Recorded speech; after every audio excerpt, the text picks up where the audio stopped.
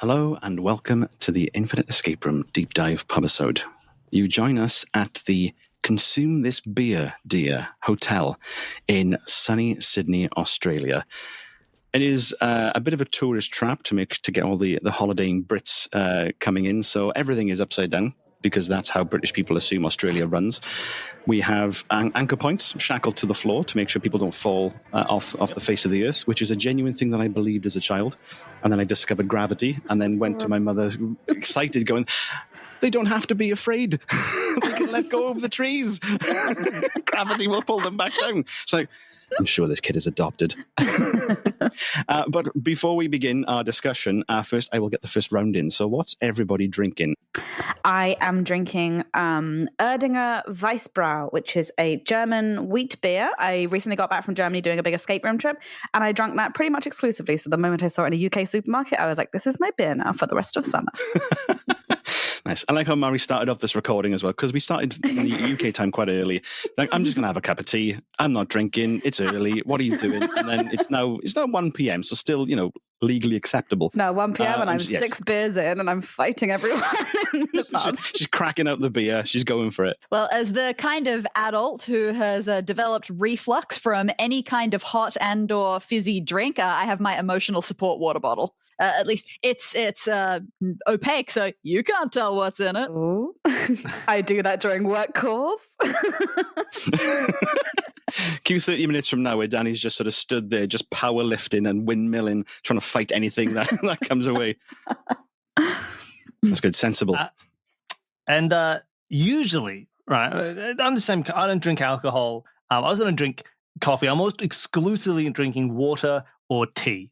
And I would usually have way too many cups. 11? Yeah, something like that. Like 10 or 11 cups of tea a day. And then recently, because I'm trying to figure out and pinpoint the cause of a possibly, hopefully unrelated gut issue, I'm just drinking water. So all I've got is a cup, just a mug with water in it. But what I will say for all my left-handed people across the world, this is an ambidextrous mug. It's an actual left. What? It's a Wait, mugs. how does that work? Are often right-handed because they will have an image on them, which when you hold it in your right hand, people can see. But if you hold it in your left hand, there'll often be nothing on the back, and you're just holding up a blank white mug to people. This one has the same image on both sides. It's an ambidextrous mug. This is the kind of stuff you actually have to think about when you're left-handed. By the end of this, then, you both will be on top form, whereas Mairi and I will just be a slurring mess, so you may have to carry the last 10 minutes of this episode. But that's fine. I'm pretty sure you carried the last 2 episodes anyway. So the slurring versus the desperately needing to run to the bathrooming. We'll see who wins. Yeah.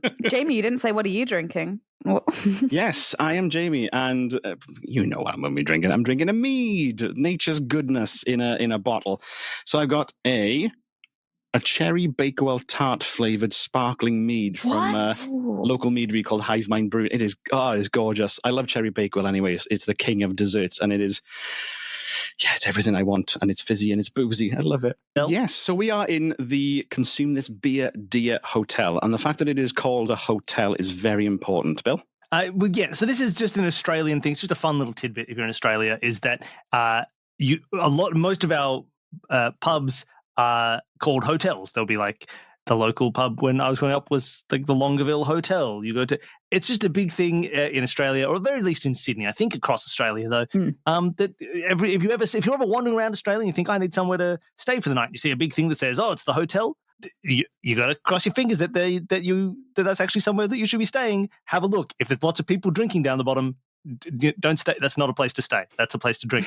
I'm pretty sure this all came from it's culturally inherited from a time when, because of licensing and various other liquor laws and things, you could only serve alcohol and food, or with food, if you were a hotel, if you were somewhere where people could stay and sleep, and also, and it was part of this. So everyone was like, "We're a hotel." They put a single bed up in their attic and be like, "Great, we're a hotel now. No one rent the room. Everybody drink beer."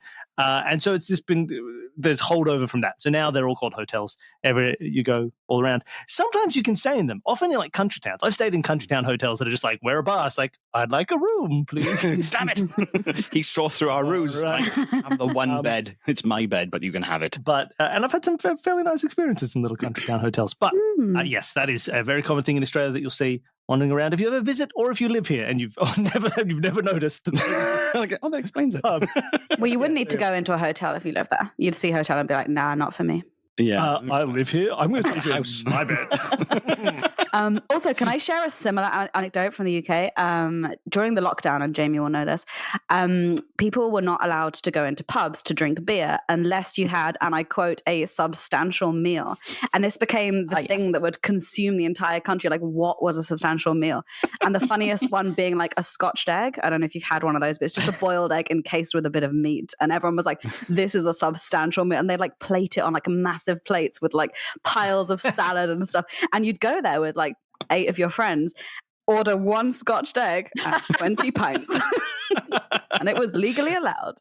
I mean, in most parts of the UK, 20 pints is a substantial meal for a lot of people. Oh, yeah, of course. That's your breakfast, your lunch, and your dinner. You don't need to leave the It's pub. grains, it's food. I feel like coming up with these sorts of definitions is something that I feel like has defined a lot of British food and drink to me. I'm just immediately taken to the Jaffa cake argument. Biscuit or cake, that sort of situation. Incidentally, had one of those for the first time. Wasn't crazy about it. How dare you? They're great. You're wrong. They're great. It's purely just a mix, like the fact that like the jammy center was too fruity for me, and I am really bad. I have a one-track sugar mind. I want my chocolate to be pure chocolate. I want my cake to just be pure spongy cake. And mixing of fruit and bread, or fruit and chocolate, fruit and those sorts of things, I can't do the mixtures very well. The actual everything about it in its individual components, totally solid. Before we do go into the deep dive, though, we are, of course, joined by Dani and Bill from Escape This Podcast. Just in case people haven't listened to the previous 2 episodes for some reason, what is Escape This Podcast? So Escape This Podcast is a show where we have guests on to play through audio escape rooms. One might call it the original show. Sounds familiar. But we've both been around for pretty much the same length of time doing audio escape rooms on opposite sides of the world, and we've been doing that. Yeah, we've been doing that for about 8 years or something now. Something like that. About 8 years, and you've been doing it for 7. So it's very much the same. It's quite amazing, one might say. So we are in the pubisode, which means that we will take a deep dive on a particular aspect of puzzle and game design.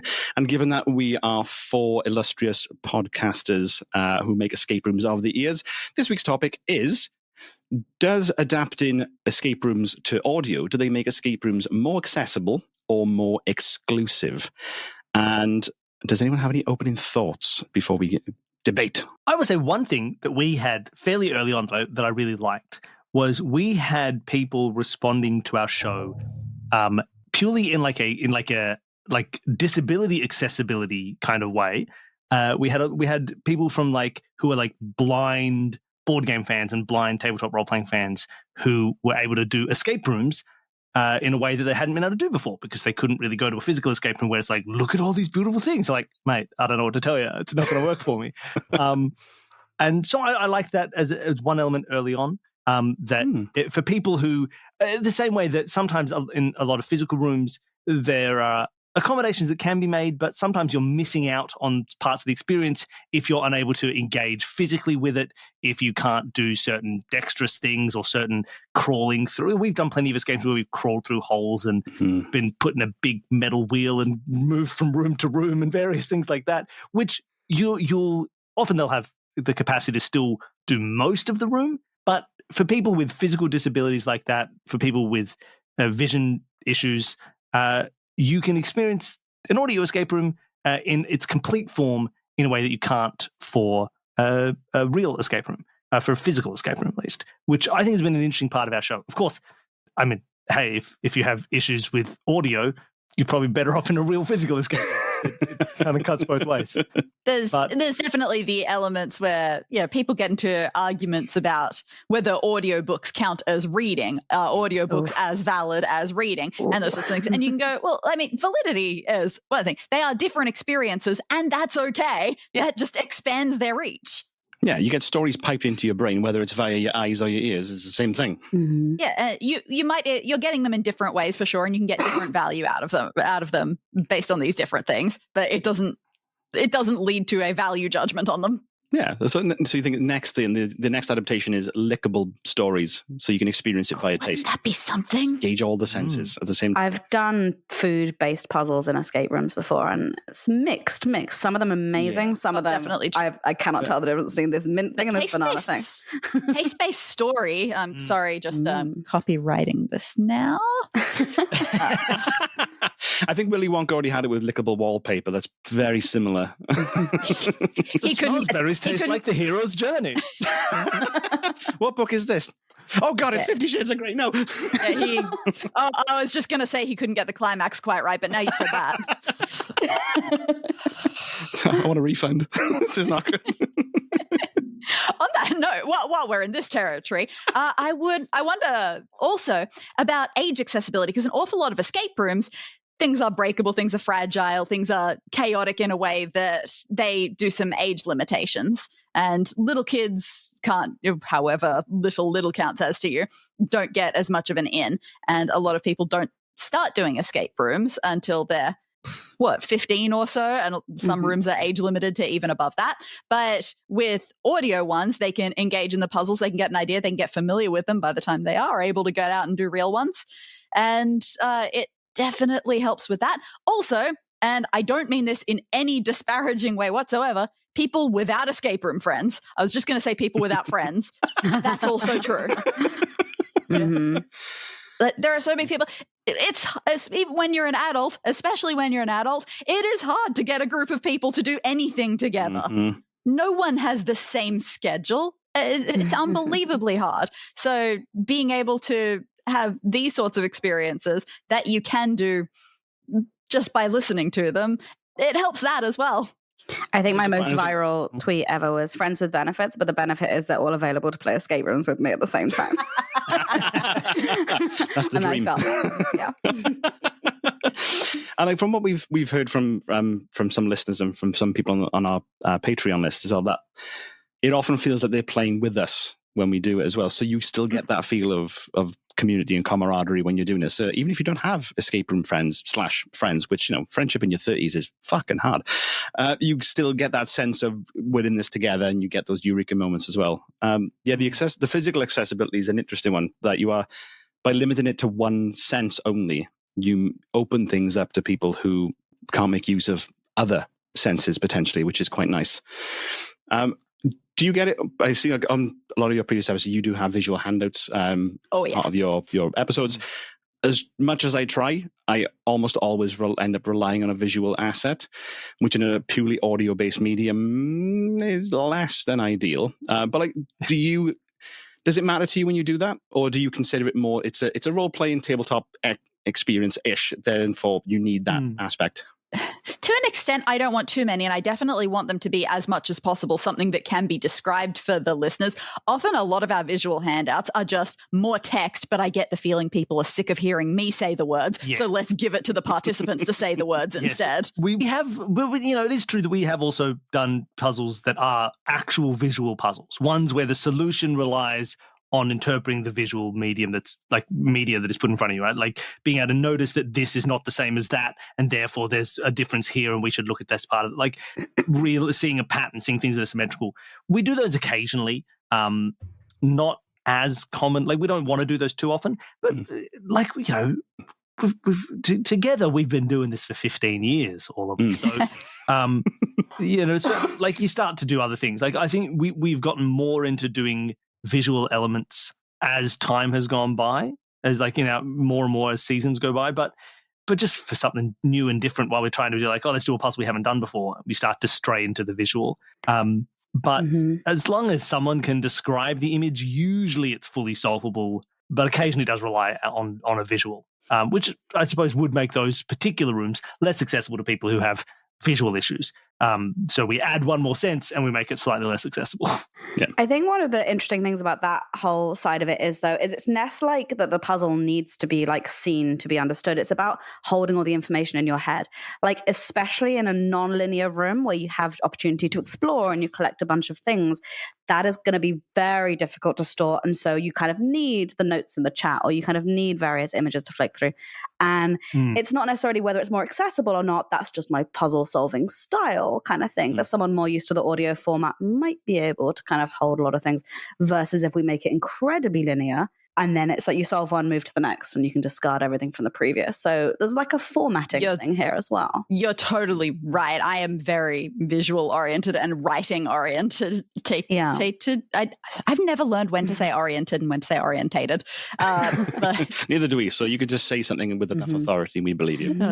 So yeah, having something to actually stare at. If I tried to play one of these rooms, or one that another guest has written for our show, and I was going at it notebook free, it's worth to try sometime, but I would doubt my skills. It's like when you see people on a spelling bee, and some people can just rattle off the letters and other people need to use their finger to pretend they're writing it.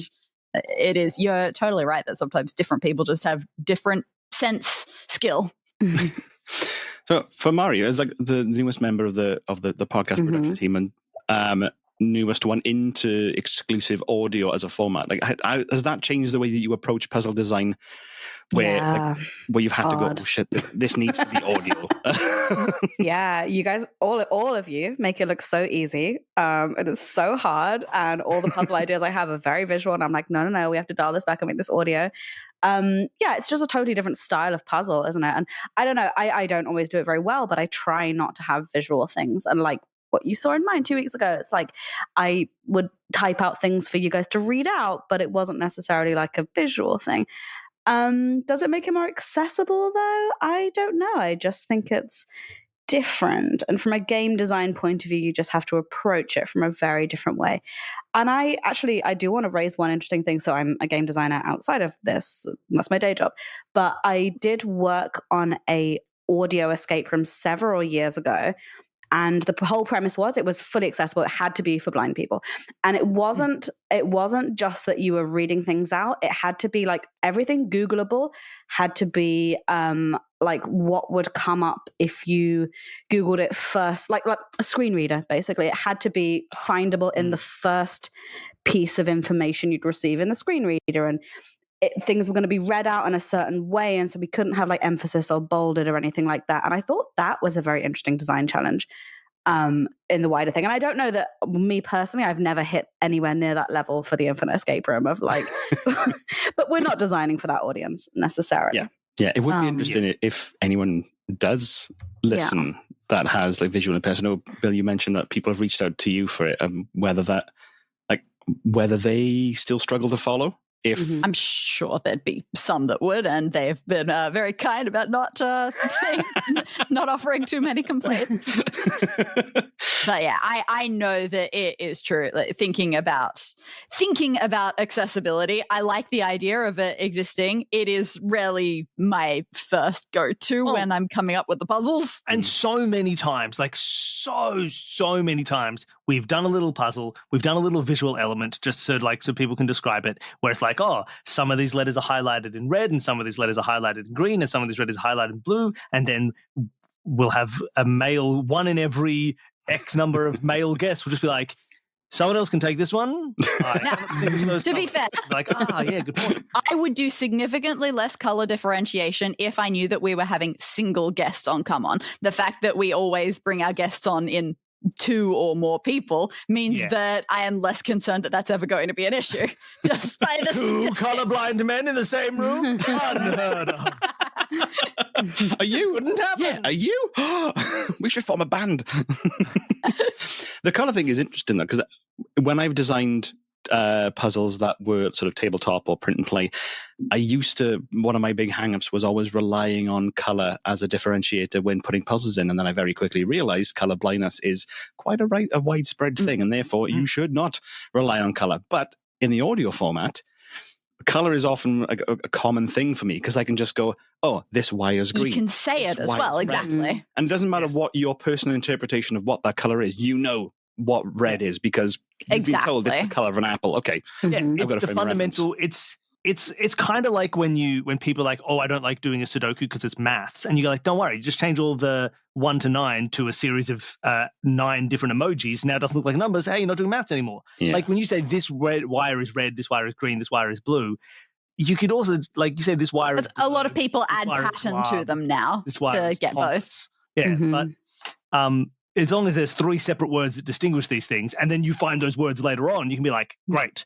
Oh, that wire was blug, and this thing is blug. That being said, I always very much stick to just the basic MS Paint colors to differentiate. Going with more subtle color palette swapping, I've had trouble with that in physical escape rooms where there was a red and then there was a pink and then there was a darker pink and a few different ones are just going, all right. And it was one that I can think of in particular, I think involved flashing lights. So you couldn't even see them all next to each other to differentiate. No. And that was a real challenge. One of the worst escape rooms we've ever done relied on distinguishing between like a pale robin's egg blue and a grey that was sitting next to a blue light and a dirty white that was sitting next to another blue light. You're like, that one's white, that one's grey, that one's robin's egg blue. You're like, no, those are all grey.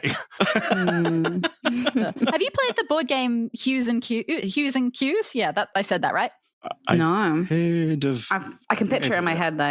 Yeah. It's color. It's just a Oh, so you go, Danny. Yeah, it's just a big board of colors, and the whole point is you're trying to get your team to identify which specific color swatch you're talking about, but you give them a clue. Like if it's a specific shade of green, you might say, Shrek.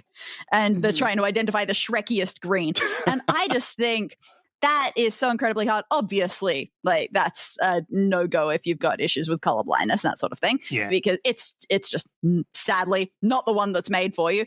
But to me, that feels like an incredibly difficult game just because everyone surely, like most people are going to see the different gradients of colors just a little bit differently. Even just based on the angle around the table. It seems very daunting to me, that one. And in an escape room context as well, a lot of the times, like a lot of escape rooms rely on using darkness as a puzzle. They really do. It's easy, but it's one of those ones. Yeah, and especially when it's just like, this is dark. So, okay, you should put an age limit on this one that just says like 40 and below. So like, even then, color puzzles in dim or darkness is just going to compound the issue as well. But hugely. On the flip side with the audio format, one of the things that comes up fairly often is accidental emphasis when you're narrating as a GM, giving sort of text handouts, but as a narrator, the accidental emphasis of the odd word, and players could latch onto that and go down a rabbit hole for ages. So how do we deal with that? We have talked a lot about this as a part of escape room design, but this is like trying not to emphasize or be careful about the emphasis, because in our world, this is the audio version of searching in an escape room. Right? When you're in an escape room and you're searching, you can have search failures where you don't notice things, you don't notice this. In an audio escape room, searching is like keyword finding and association. That's what the sounds peculiar.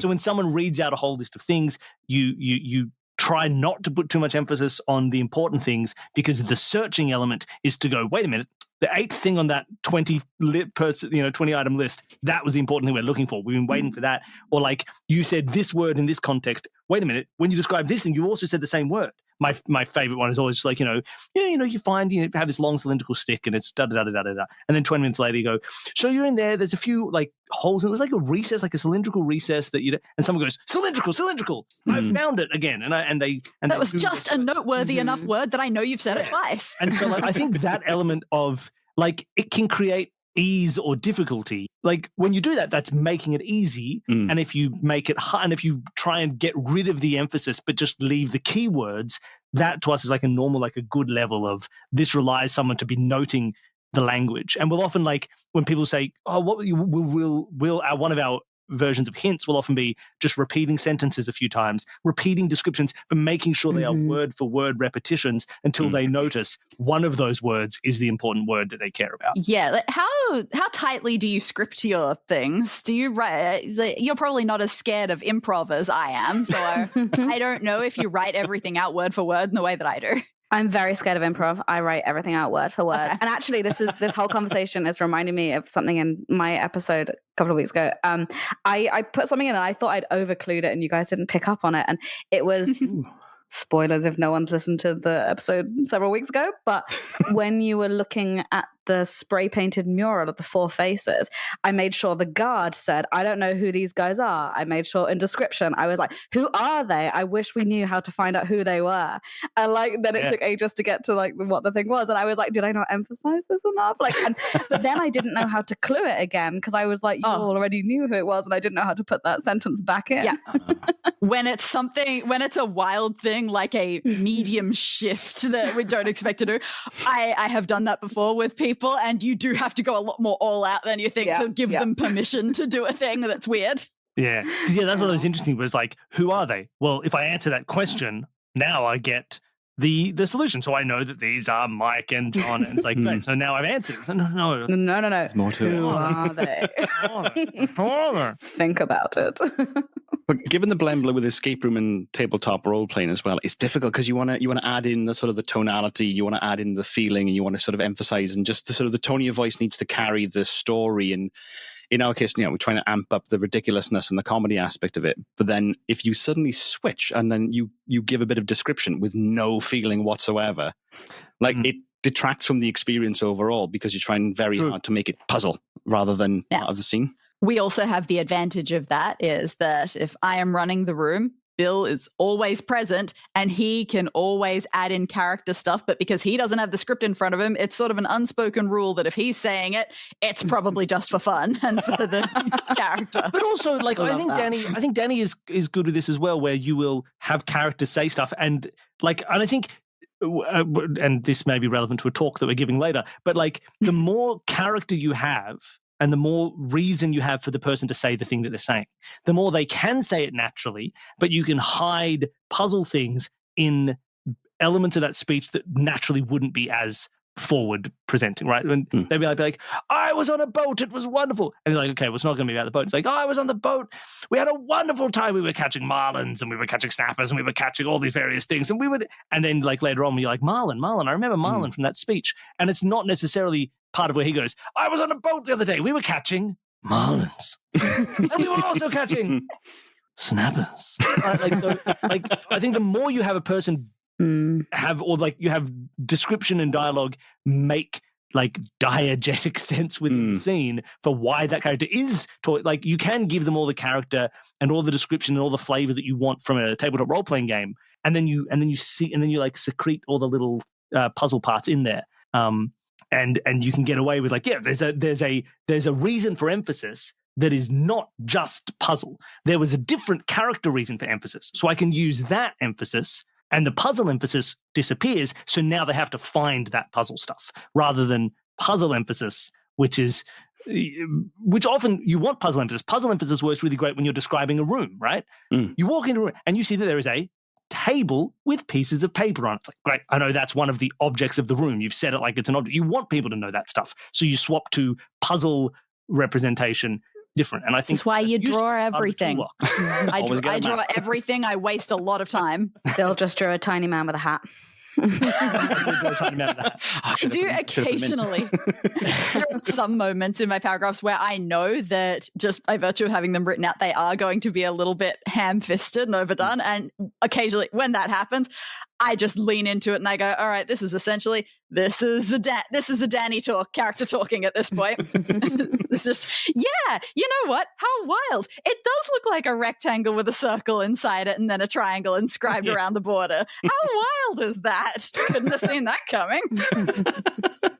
Yeah, the transition between sort of the cutscene and the gameplay is something that I've been trying to do more, because one thing that Mike really does on this podcast is he's very good at hiding clues in the description, and he's really good at hiding it in the intro. He's hiding it in part of the plot that you wouldn't expect to pay attention to. So very often you'll see us cursing his name and his ancestors, wanting to salt the ground that he walks on, because you just get, you bastard, we got to now go back. And he's very good at doing it. So I think trying to put that in more, and I think that's where like some confusion can come in, because you suddenly abruptly go from cutscene to gameplay. Like, shit, there was key information in the cutscene. Yeah, it's testing your search. This is the equivalent of a search heavy room. It's the equivalent of testing your capacity to search and look for your information, rather than just, I'm presenting you with puzzles. That being said, it's also the thing that you so rarely get in physical escape rooms. Like, how much is actually paying attention to the lore important for you to solve something later? Oh, I'm a spy. Am I cool? Thanks. Let me just go through these drawers while you're Doesn't talking. usually matter until you get there. Oh no, I wasn't listening to the name of the mad scientist. Oops, I guess this lock is shut forever. But when people can make that feel reasonable, it's really it makes the even in a physical space feel a lot better. Like we in LA, I think technically the kind of place where I would say it's LA and people in LA would say it's not LA, you fool. That's a small city that's directly next to LA and there's no transition between the two. We went to Ministry of Peculiarities, which is an in-character like place the moment you get there. Like you arrive at the door and you are greeted by people who are in character. But not in a scary, intimidating way. Yeah, but like luckily their character is trying to prepare you for the thing that you're about to do. So it works out very well. But because of that, you feel more like the game has started a bit earlier. So you pay more attention to the stuff that is in the intro. And so when you get things later on, you can think about them in the context of the introduction because you're kind of already prepped for this mode of play. And I think they do that really, really well there. For anybody listening who's near LA, if you should go and do Ministry of Peculiarities, they're absolutely phenomenal. But it kind of works quite well. And even recently, one in Sydney at Strange World in Sydney, a room that by the time this comes out, I think may have not the business is going great, but the room might have closed and they're replacing it with a new room. But they come out at least semi in character, but it starts to key you in a little bit early to like, I should think about these details that I'm being given much more than when it is a kind of. And this is a question that I need to think about because it's not one that I have consciously thought about excessively. How much of my intros are me and how much of my intros are a character and which ones come across more memorably. That's interesting. That's a good point. How about you, Mairi, when you're designing things and like do you worry about when you're putting descriptions in like how we'll interpret the stuff that isn't puzzle related, or you're just like I'll just figure it out and if they fuck up I'll tell them? A little bit. I don't know if you've noticed in particular, Jamie, I like to leave mine a little bit open. Like I'll give you a map and be like, you can go into any room and do whatever you want. Like I was fully prepared for you guys to mess around with the elevator for a while in my one and be like, we're going to go to the 16th floor. And I'm like, okay, this is the murder floor. You've got knives. Like I was like so ready for absolute nonsense. Floor 69. I'm David Pumpkins. I was about to do it, David. We're part of it. Yeah. So yeah, I was going to say, figure out why that's so good. I try not to put important stuff in the detail. I leave the detail open, and then in mine, generally, the important stuff is like, okay, this is what you can see, and I'm reading off a list of bullet points. But yeah, I think that's just a me style. I think other people on the Infinite Escape Room, and you guys as well, Dani and Bill, listening to yours, like it's a little bit of a different style. So, but that's just me. I think I'm quite like I walk into an escape room, I'm going to put everything I need to use on the table and look at them, stand there with my arms crossed, and be like, okay, this is what I'm using to solve. And I you're a starer as well. Oh, yeah. Thank you. Well, actually, because that's a different side of it as well in terms of like accessibility. There's also an issue of like some people can't afford escape rooms. Some people cannot physically get to escape rooms that are in their area. Some people aren't living in a place where they can, and if they need to, they have to travel, which is very expensive, and so they can't. So we have a lot of people who listen to our show who've never played a physical escape room. But one of the things that we do on our show is every single room that we run for guests, we have all of the notes and the such as they are. Such as they are. It's a very professional looking script, Dani. Like you have every single element worded out word for word. Like every single. I hope so. I'm always nervous. They can say. So there's a full script of the full introduction and a description of every object and a description of various interactions with each object and a list. Like that's freely available to anybody who wants it, right? We have them all available for free for people to play, and people download them and they run them themselves and they play at home. But because of that, because we also want to cater to that experience, everything has to be fully scripted out to run them. Like it would be a bit of a disservice, not like within the podcast context. We could easily have it be much less written out and more playful, but because we also want it to be playable by other people, we want to make sure that we do all of the work required for somebody else to run it, which because it's a different expectation we always have that, and so we're often not as free in terms of what the like the puzzly kind of improv nature of it, because we're also building it for a different experience. It isn't just a podcast. But that's also an accessibility thing that's nice, that people who haven't been able to get to an escape room or can't afford to go to I can't believe I didn't think about money first. It's can usually play rooms, like they can listen usually to my first anxiety. You know, podcasts are free, so they can listen, which is already good. But also, if they want to play it, they can download it, they can play it, they can run it for their family and friends for free as well. And that opens it up for a lot of people who are not in a position to spend. I mean, escape rooms are fantastic, but they're not cheap. And so that's another element of people can enjoy this, and they can enjoy listening along and playing along, and it doesn't cost them anything. But actually, I think that's one thing where I think the Infinite Escape Room is probably less accessible than Escape This Podcast. That most of our episodes, we don't necessarily design them with a mindset of somebody else would want to run this because, crippling self-doubt. But so, so we got the visual handouts. We've got notes and scripts and the vast amount of improv to keep the sort of chaotic, fun nature of it. But it means that, nobody else could really run it the same way that we do unless they copy the episode word for word. I think Mairi's done a great job of turning episodes into sort of more D&D style adventure. I think a bit more like the way that you run things, which makes it brilliant for other people to play. But I don't know, we're that organized. I've written a lot of mine down, and I have PDFs of a lot of mine, but that's more from the point of view of I wanted them ready for my portfolio if I ever needed to be able to show that I'd done them without being like, here's a podcast episode. Yeah. But as Jamie says, we're really not designing them for other people to be able to run them, which I think allows for a lot of flexibility with the puzzles. Like, we can control what goes wrong. And I don't know about you, Jamie, but for sure I've had things go wrong in mine, and I'm like, I need to be fixing this on the fly and typing these as I go. And that wouldn't work. Horrifying to me. That scares me.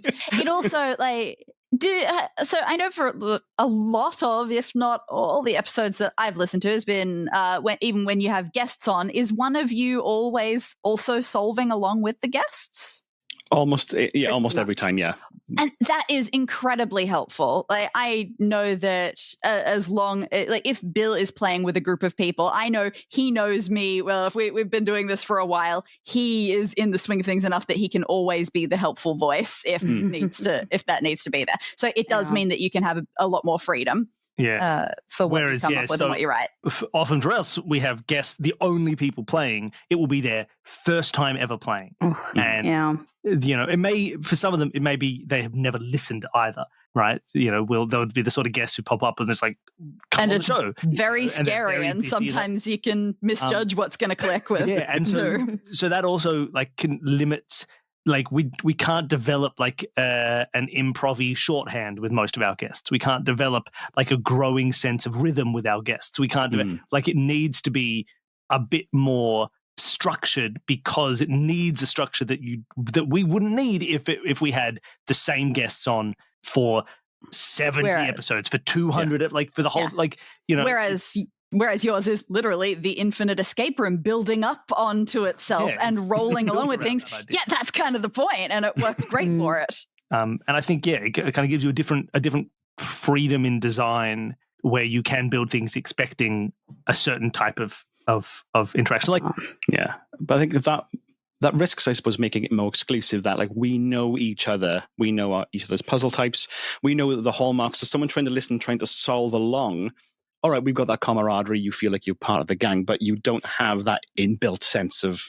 Yeah, and that's the mixed bag, and that's why I think podcasting is really good for that, because people love listening to a podcast from the start and getting that bond so that they can work along with you and they can grow these things as you have grown them. It's the best medium for it. Yeah, and it's interesting because I think there's a difference in what that brings in terms of there's trade-offs and other stuff, because we know for a lot of our episodes, because they have people who fundamentally half the show and all the players will often be new to the show, it means we have an inbuilt check for, will this make sense for a new listener? Or will this make sense for someone who's not as familiar with our show? Because we have someone who's not as familiar with our show, even if they've been listening along, it's their first time playing. So we have a person who's always there to say, hold on, wait, sorry, let me just make sense of this. Or wait, let's slow down. I need to figure out how this all works. And so there's like an inbuilt mechanism to make sure for us that like we know that this is not inscrutable because we are watching people screwed it. So, Oh, God.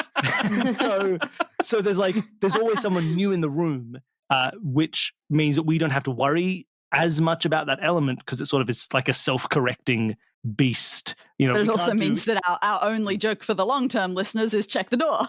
Yes, right? Like we don't, it's harder to build up in jokes or worry that we're like getting too quickly to a certain solution. It's like, well, we're watching someone get to it at what must be a reasonable pace.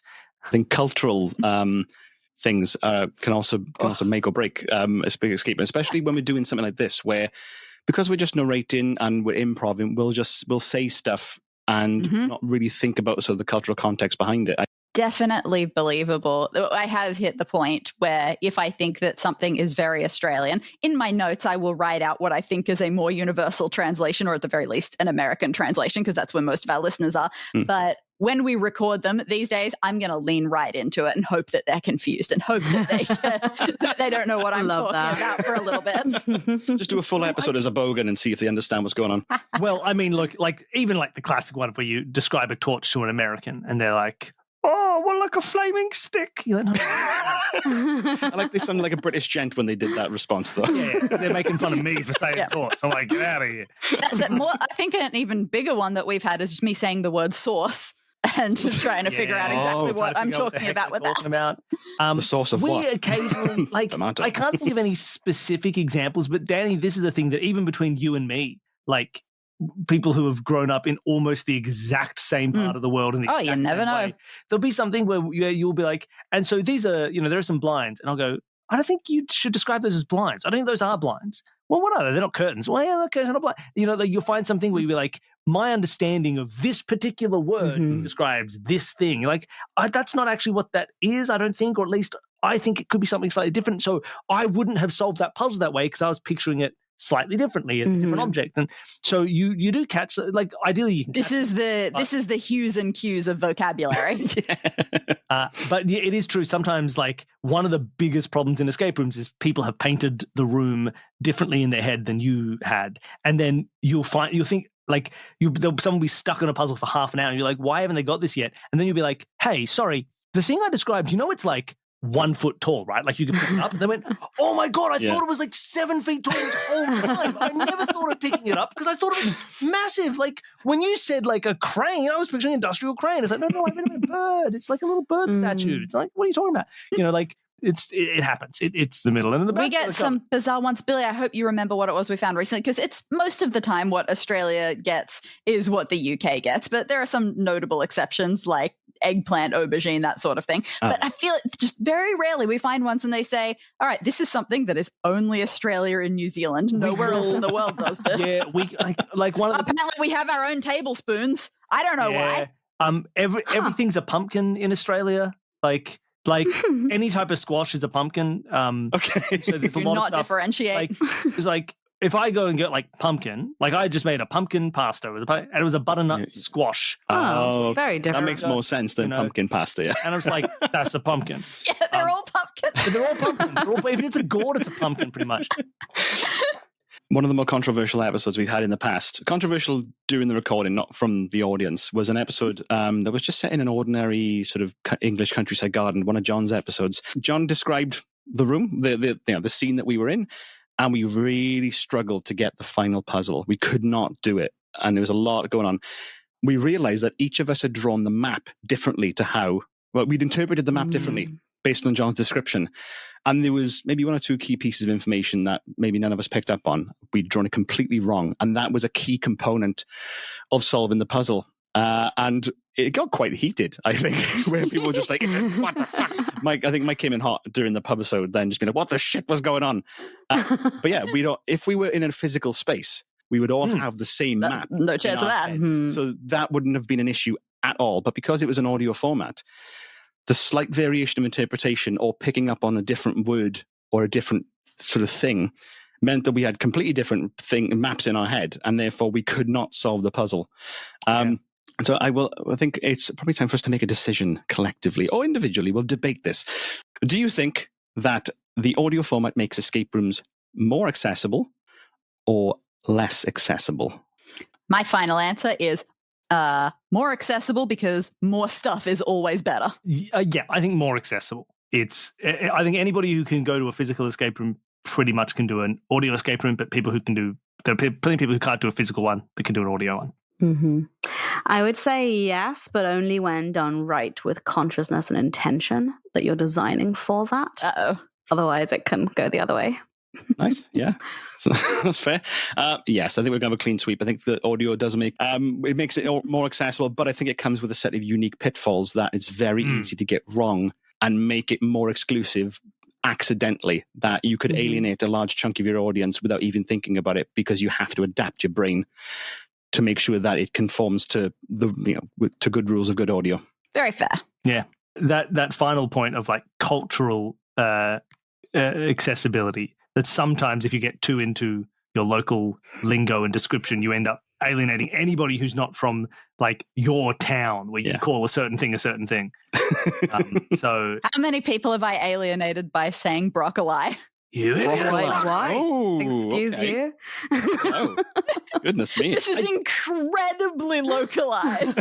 Like to about where I grew up in my little part of Sydney and an hour or two north. And that's the only place that you will find a smattering of people who say this. Wow. I believe that the upside down barman of the Consume This Beer Dear is eyeing us strangely, because we are the only ones who are not shackled to the floors or ceiling, and we don't have any grav boots. We're going to do some recommendations for something that we've seen, experienced, heard, eaten, licked, whatever. Mine's not really a recommendation. I was just looking at when this podcast will go live, and mine is going to be, I implore everybody to sign up as a voter or nominator at TERPECA. Sorry, nice. TERPECA, which is imminent. The voting /nomination/sign up will begin in September, and this episode is coming out soon to September. So yeah, well, you know what? Here's my recommendation. If you're going on any kind of escape room trip, I recommend going to that website and finding out the best ones in your general location. If you've played a significant amount of escape rooms this year, you may be eligible to be a voter or a nominator, and I will leave it at that. I have read lots of interesting books and stuff, but this seems topical. I would be remiss not to do my job and tell everyone in this podcast to sign up. I'll give you one for people who are London-based, because we were recently in London on a trip. And a fun thing to do in London, if you haven't done it, obviously do escape rooms, enjoy yourself. If you find time, head over to Novelty Automation in London if you haven't been. It's such a fantastic, it's so good. It's such a beautiful little piece of like art in the middle of London. It's a shop front. You go in and you can spend between 1 and 2 hours probably to do everything there, to go into the little shop front and play a series of mechanical, satirical arcade machines. And the fact that exists as an experience you can go and do is very, very cool. So if you haven't done it, go and check it out. It's a really cool way to spend just part of an afternoon. Man, I've been spending all of my time doing a thing that an awful lot of people have been doing lately, and I've been playing a significant amount of Clair Obscur, the video game. So good. Amazing game. But I think in the context of some of the things that we've been saying about like feeding information and how can you put that into character dialogue versus narration, all that sort of thing, I think that whether you're playing it for the first time or if you're up to a replay, pay attention to it in that regard and see what you think of it and how it feeds its information to you slowly as the story progresses. Because I think it's really interesting the sort of level that they've got that at. And it's a great game. Oh, yeah. Such a good great time. I have not heard of this. I'm going straight onto Steam and I'm going to find it. And my recommendation for this week is another podcast called Today in History by the Retrospectors. So they do a daily podcast, which is like, I'm looking at it right now, 10 to 12 minute episodes. So incredibly like snackable. And they take this day and they take a historical event from that day. And it's one a day apart from Sundays, because that's like a Patreon exclusive. And there's a couple of panelists and they're just very witty, very funny, very informative. And it's the perfect sort of, if you just want to binge a couple of episodes during a commute or when you're washing the dishes and learn a little something about everything from Amelia Earhart all the way up to the invention of the magic wand vibrator. It's all there and everything in between. So yeah, Today in History by the Retrospectors is my recommendation. And we'll put all of those into the show notes for you as well. But I believe that is our time at the Consume This Beer Dear Hotel bar/grill/inn/whatever they need to do to get around the licensing laws to make us drink in here. Right. Before we depart, one last time, Bill and Dani, can you tell us where people can find Escape This Podcast and Solve This Murder? If you want to find everything we do, you can head to consumethismedia.com or just Google the things that you like. Escape This Podcast if you like audio escape rooms, which I'm sure you all do. Murder mysteries, and you want to hear a detective try their very, very best to solve it. And anything else we do. And also, if you haven't checked it out, why not go play Rise of the Golden Idol? We're also working on that. It's a very, very fun game. And by the time this comes out, they may have released DLC 3, I think. So go and check it out. Rise of the Golden Idol is a great game. We love it. Quite addictive. Mm-hmm. Superb. So until next time, thank you very much for listening to The Infinite Escape Room. Don't forget, you can subscribe to us on all your feeds, podcasts, and platforms. Wherever you get your podcasts, we are there. Just search for The Infinite Escape Room or check out the website, infiniteescaperoom.com. We're also on Instagram, Facebook, Blue Sky, even LinkedIn now, because we're all like totally professional. So come say hi and let's connect. Let's synergize and get some Blue Sky thinking on the go. Your four puzzlers this week with Jamie, Mairi, Dani, and Bill. And this episode is edited by Jamie. We love you lots, and we'll see you next time on The Infinite Escape Room. Bye-bye. Bye. Bye.